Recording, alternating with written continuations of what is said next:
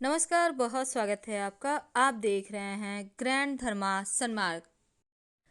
सकट चौथ या तिल चौथ जिसे कहते हैं, इस बार माघ महीने के कृष्ण पक्ष की पड़ने वाली संकष्टी चतुर्थी शुक्रवार 21 जनवरी की सुबह 8:52 पर शुरू होगी और इसके बाद जो इसी दिन चूंकि 9:43 के बाद पूर्वा फाल्गुनी नक्षत्र के भी प्रभाव में आ रहा है और इस दिन राहु काल सुबह 10:30 से लेकर दोपहर 12 बजे तक रहेगा। इसीलिए पूजा का शुभ समय सुबह 9:43 से सुबह 10:30 तक का है और जो चंद्रोदय है वो रात 8:03 पर दिल्ली का ये समय है, लेकिन मुंबई में रात 8:27 पर चंद्र दर्शन होगा।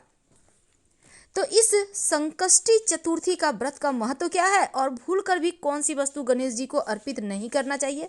देखिए, कहते हैं कि संकष्टी चतुर्थी का व्रत रखने से भगवान गणेश प्रसन्न होते हैं और गणेश जी को मांगलिक कार्यों के लिए भी याद किया जाता है, या फिर ऐसा कह सकते हैं कि हर शुभ कार्य के पहले गणेश जी का नाम लिया जाता है। अब जिन लोगों के घर में मांगलिक कार्य लंबे समय से नहीं हो पा रहे, संतान की प्राप्ति नहीं हो पा रही, अपना मकान नहीं है, विवाह नहीं हो पा रहा, ऐसे लोगों को संकष्टी चतुर्थी का व्रत कर भगवान गणेश को प्रसन्न जरूर करना चाहिए। भगवान गणेश को शुभता का कारक माना जाता है और कहते हैं इनका व्रत करने से घर परिवार में शुभ मंगल कार्य होता है। कैसे करेंगे गणेश जी की पूजा? देखिए, भगवान गणेश जी में अगर आपको भरोसा है तो इस दिन उपवास जरूर रखें। अगर उपवास नहीं भी रख सकते हैं तो कम से कम आप सात्विक भोजन करें और उनको प्रसन्न करने के लिए मनचाहे फलों की कामना के लिए आप सूर्योदय के पहले उठिए। अगर आप व्रत रखते हैं तो लाल रंग के वस्त्र धारण करें जो सबसे शुभ है, और काले रंग का वस्त्र भूलकर भी ना पहने। वैसे ब्लू कलर का भी कपड़ा मत पहनिएगा। इसके बाद गणेश जी की पूजा जब कीजिए तो आपका मुंह पूरब या उत्तर दिशा में होगा और गणेश जी की मूर्ति को फूलों से सजाइए।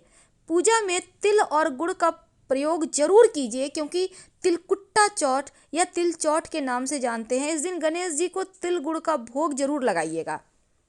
पुष्प और आप कलश वगैरह स्थापित कर सकते हैं। अगर कलश स्थापित कीजिएगा तो कलश के नीचे आप थोड़ा सा चावल रख दीजिएगा और कलश में एक सुपारी सिक्का डाल के जल भर के आप पंच पल्लव रखिए और फिर कलश में एक मौली धागा बांध दें। कलश के ऊपर आप चाहें तो नारियल या फिर कोई एक फल रख दें, सेब भी रख सकते हैं।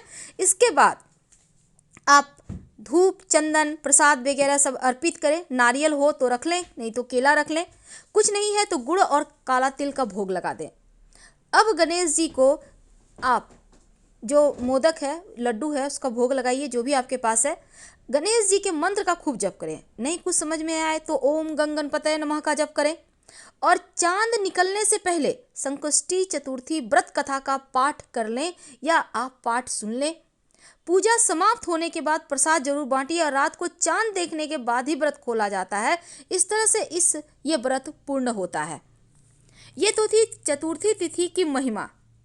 अब इस सकट चौथ के दिन कुछ खास प्रयोग किए जाते हैं, कुछ खास वस्तुएं जो गणेश जी को भूलकर भी नहीं अर्पित किए जाते। लेकिन संतान की अगर आप मंगल कामना चाहते हैं आपके संतान खूब तरक्की करे, तब इस दिन कुछ खास प्रयोग भी किए जाते हैं।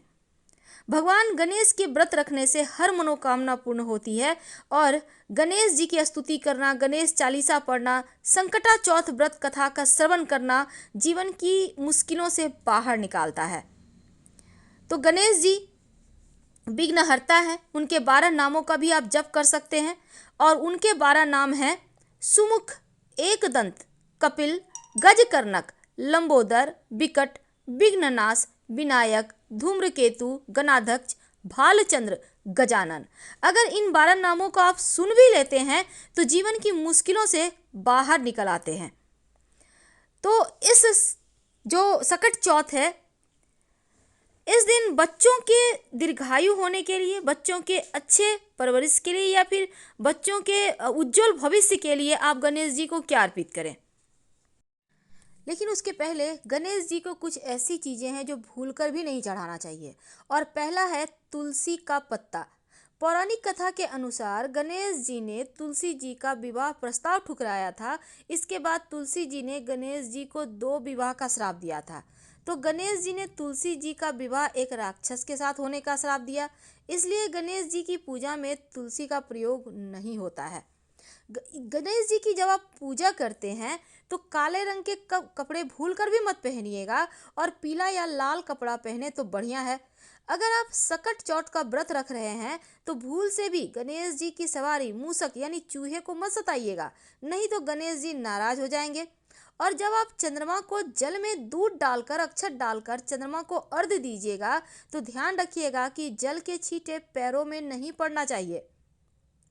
तो गणेश जी की जब आप पूजा करेंगे तो गणेश जी की पूजा के साथ माँ लक्ष्मी की भी मूर्ति रखिएगा और दिन भर निर्जला चुकी उपवास रखना है और रात में चांद को अर्घ्य देना है।